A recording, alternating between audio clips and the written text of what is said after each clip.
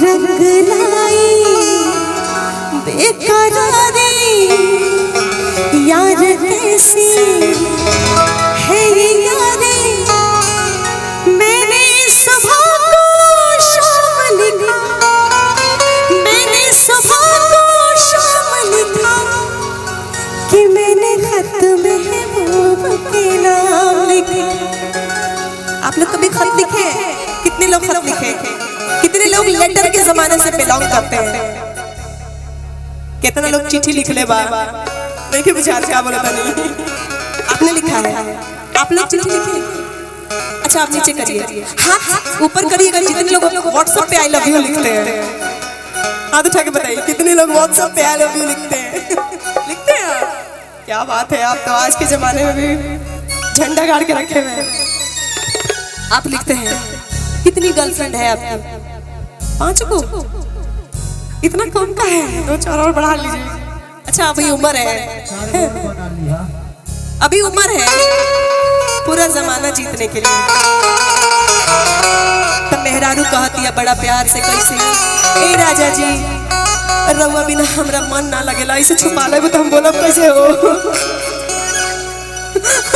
किसी को नहीं देखने दोगे? देखो मेहरारू कहती है ऐसे नहीं, सुगर सागर मेहरारू चांदनी की तरह कहती है कि ए राजा जी जब से हमके छोड़ के चल गइल बानी, हमरा के कुछो नीक ना लागेला, न दिन नीक लागेला, न रात नीक लागेला, न खाइल नीक लागेला, न पियल नीक लागेला, न होली नीक लागेला, न दिवाली नीक लागेला। कि बढ़िया दुआ में पिया के प्यार कोयल कि रतिया तरतिया पहाड़ दिन भइल।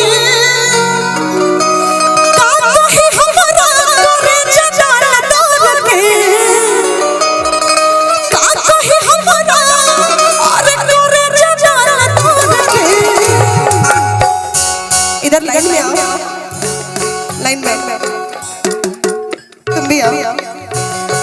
दिलवा ले गइले, दिलवा ले गइले।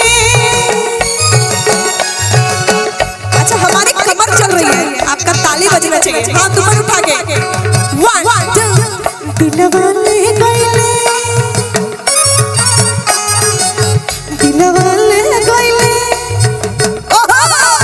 दिलवा ले गइले राजा बोतल में भर के। दिलवा ले गइले राजा बोतल में भर के। बढ़िया दुआ में पिया के प्यार कोयल रतिया रतिया पहाड़ दिन भइल।